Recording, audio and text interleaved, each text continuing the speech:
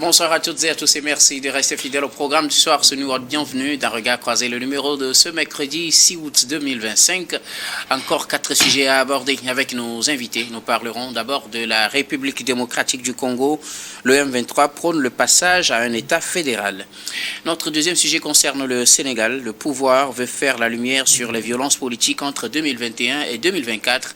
Troisième sujet, nous parlerons du Burkina. Le taux de reconquête du territoire est de 72,70%. Puis nous terminerons bien évidemment par le Togo pour parler des municipales. La Cour suprême donne les résultats définitifs. Et pour en parler ce soir, 3 invités sur ce plateau avec moi. Robert Kossigan Akwete, vous êtes analyste politique et président de l'AJD, Alliance Jeunesse Développement. Bonsoir Robert et bienvenue.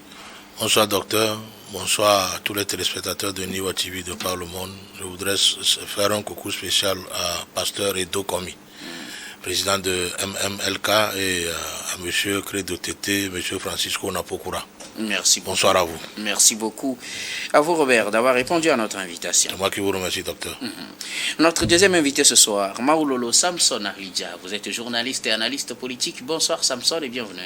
Bonsoir Guillaume. Bonsoir à tous ceux qui nous regardent actuellement. Bonsoir à mes co-débatteurs. Et merci pour l'invitation. Merci beaucoup à vous Samson d'avoir répondu à notre invitation. C'est moi qui vous remercie. Notre troisième invité ce soir, Fabrice Pechesi. Vous êtes journaliste et directeur de publication du journal Le Libéral. Bonsoir Fabrice et merci d'avoir rejoint la grande famille de Regards Croisés. Bonsoir docteur et merci pour l'invitation, c'est un honneur. Et merci également pour le travail et je dis bonsoir également aux camarades ici présents pour échanger sur l'actualité. Merci beaucoup à vous d'avoir répondu à notre invitation.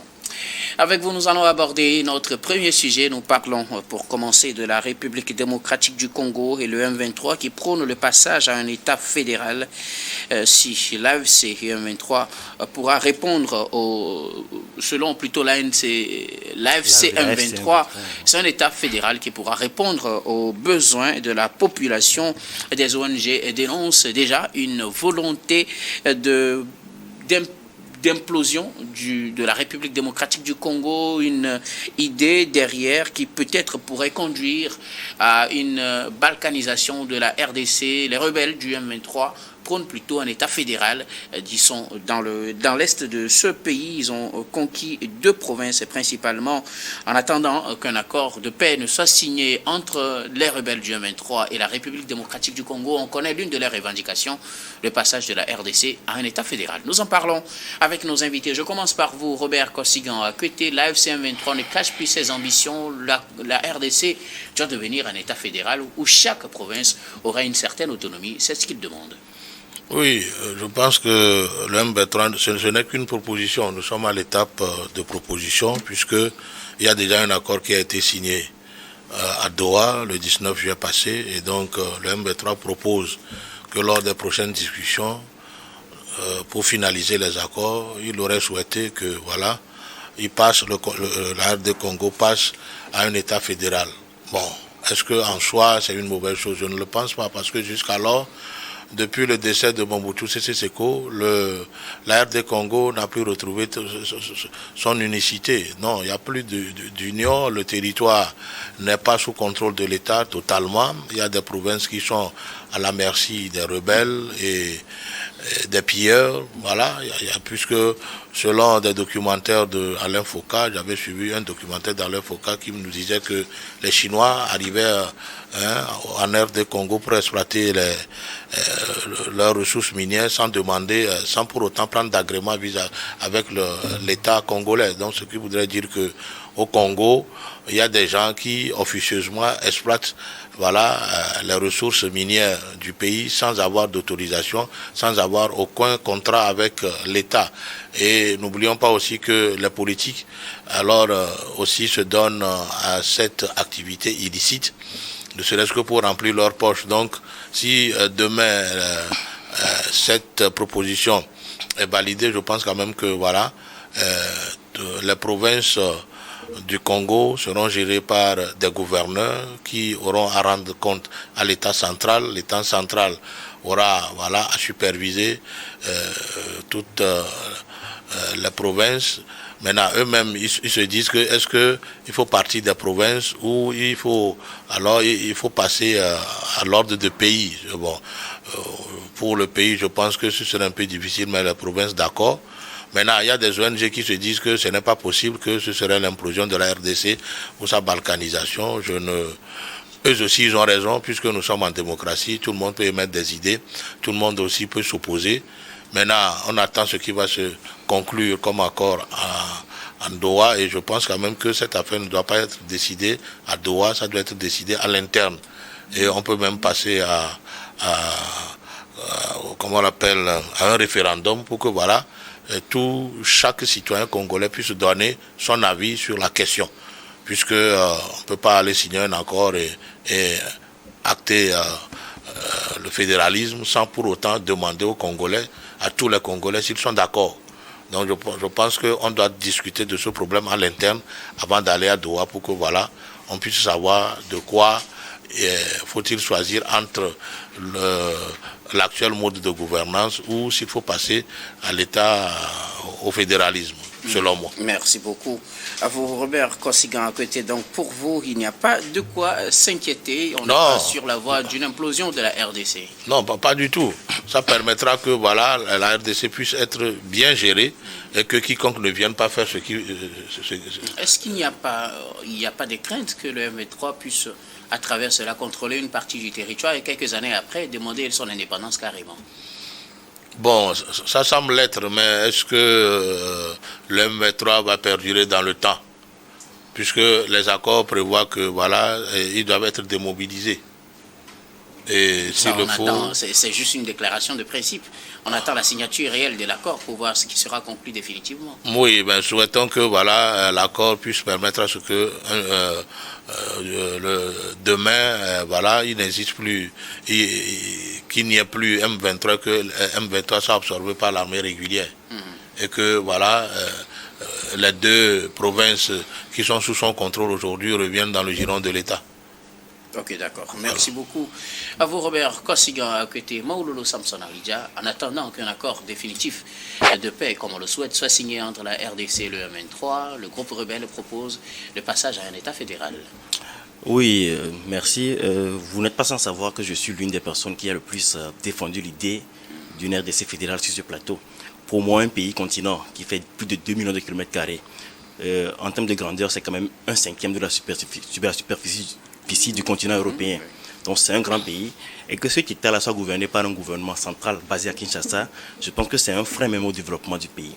Ce qui m'effraie un peu, c'est celui qui tient les propos. Celui qui tient les propos, c'est Benjamin Mponipa, qui est le négociateur en chef de la FCM 23, et qui dit dans ses propos, je cite, « Lorsque nous allons amener la restauration de l'autorité de l'État sur tout le territoire national ».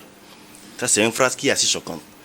Est-ce qu'il dit par là que le M23 compte relancer les offensives? Parce qu'il parle comme si c'est son groupe armé à lui qui va amener la restauration de l'autorité de l'État sur le territoire national.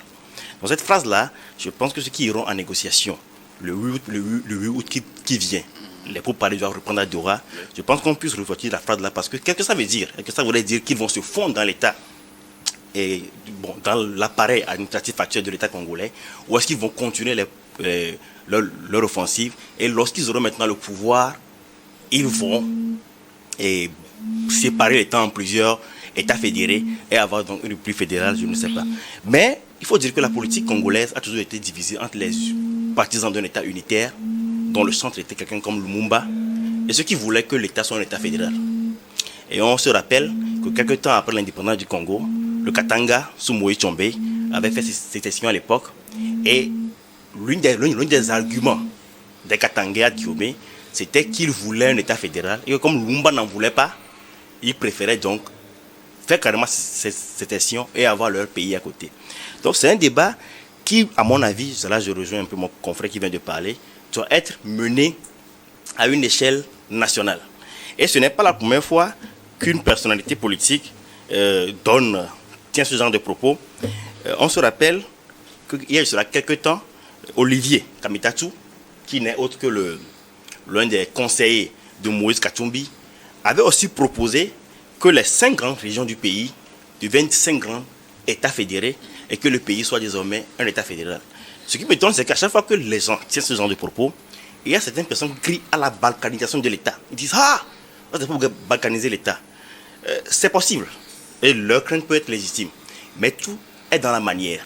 Vous voyez, un État comme les États-Unis, c'est d'abord plusieurs pays qui se sont regroupés pour former un État fédéral. Donc la manière dont les États-Unis sont parvenus à se fédérer, ce n'est pas la même méthode que la RDC doit pouvoir adopter. Mais il y a sur le continent africain des exemples. Je pense que le Nigeria aurait eu plus de problèmes qu'il n'a actuellement si certaines personnes avaient décidé à un moment donné de regrouper, de fédérer le pays pour avoir une trentaine d'États au lieu d'avoir un gouvernement unitaire. L'Éthiopie aussi en est un bon exemple. Donc pour moi, l'État fédéral est une aubaine pour la RDC. La réflexion ne doit pas être de savoir s'il faut y aller ou pas, mais de savoir quelle est la stratégie et la méthode à adopter pour y parvenir. Même si on trouve une méthode, est-ce qu'il n'y a pas de risque au regard de la situation actuelle en République démocratique du Congo que, comme je le disais, le M23 puisse contrôler certaines provinces ou bien certains États fédérés et que par la suite, ces États réclament leur indépendance totale? La démocratie étant ce qu'elle est, on a eu à faire des élections dans le nord du Nigeria où certains États ont été contrôlés par des gens qui tenaient des propos assez extrémistes. Donc si la population de ces régions décide de voter pour l'aile politique de la M23, je pense que c'est leur choix. Est-ce qu'il y a des chances que ce soit réellement la volonté du peuple qui se manifeste à travers si l'État central, même dans un État fédéral, l'État central est l'État qui organise les élections. Donc si les élections sont organisées et qu'il y a une volonté s'exprime pour avoir des membres de l'AFCM 23 à la tête du pays, je pense que c'est leur droit. Même aux États-Unis, on trouve des gens qui disent que les élections ont été truquées dans telle région. Des choses qui arrivent dans tous les pays du monde. Mais ça, je pense que c'est au peuple congolais de le décider. Mais pour moi, lorsqu'on a un État central à Kinshasa qui doit contrôler tout ce qui se passe à Goma, alors que Goma est à 3 heures en avance sur Kinshasa, je pense déjà qu'il y a un problème. Les gouverneurs des provinces actuelles n'ont pas assez de pouvoir. Et pour moi, je le redis encore une fois, le caractère fédéral de l'État serait une aubaine pour la RDC. Merci beaucoup. Merci. À vous, Maoulolo Samson Alidja. Alors, Fabrice Petchezi, le M23 réclame le passage à un État fédéral. On sait que c'est un groupe rebelle qui contrôle l'Est de la République démocratique du Congo, du moins c'est la province du Nord Kivu et du Sud Kivu. Est-ce une aubaine pour la RDC ou plutôt un risque d'implosion de ce pays? Oui, en réalité, je suis d'accord sur toute la ligne avec ce que mes prédécesseurs ont dit. Effectivement, quand vous prenez la République démocratique du Congo, de par son étendue, c'est un pays continent comme on l'appelle, il est très vaste et l'expérience a prouvé par le passé. On a rappelé un peu l'époque de Mobutu sous la dictature où effectivement on a semblé avoir une certaine unité du pays où un seul homme arrive quand même à imprimer son rythme sur l'ensemble du territoire. Mais en réalité, vous avez vu qu'après, on a constaté réellement que l'autorité locale a des difficultés à contrôler toutes les parties du pays. La RD Congo, c'est un pays où vous allez constater qu'une rébellion peut se créer dans une zone où l'État n'est même pas au courant.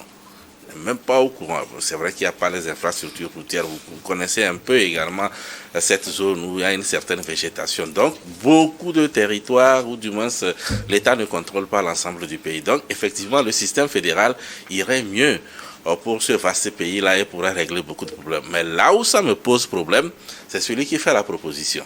C'est ce qui me dérange moi un peu.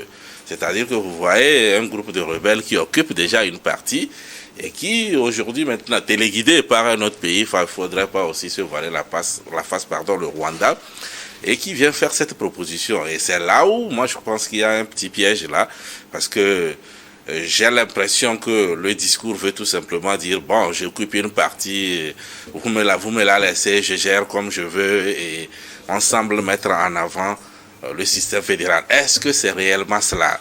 Moi je crois plutôt que c'est un piège, mais comme je le dis, en réalité, le débat sur le fédéralisme en RDC, c'est l'idéal, c'est le meilleur schéma pour permettre à ce pays-là de mieux s'organiser, mais c'est l'identité de celui qui fait cette proposition-là qui me pose moi un peu le problème et qui m'amène à dire qu'il faut être un peu prudent sur cette proposition. Pourquoi vous voulez qu'on soit prudent? Il y a un risque oui, comme de je le dis, comme le pensent les gens. Oui, comme je le dis, il contrôle déjà une zone.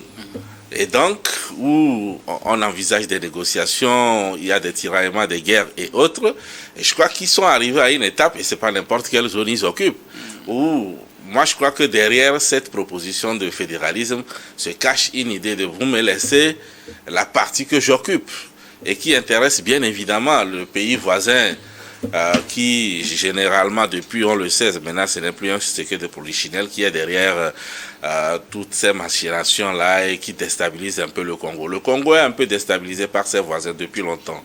Et aujourd'hui, ce fédéralisme là, si on veut l'exercer comme ça se fait dans les règles de l'art, comme je l'ai dit, il n'y a pas de débat là-dessus, c'est un pays trop vaste, il faudra s'organiser autrement pour que l'État central puisse avoir plus ou moins une mainmise sur tout ce qui se passe. Mais celui qui fait la proposition me pose problème. Merci beaucoup à vous tous pour vos contributions. Nous allons marquer la première pause, puis on reviendra tout à l'heure pour la suite de cette émission.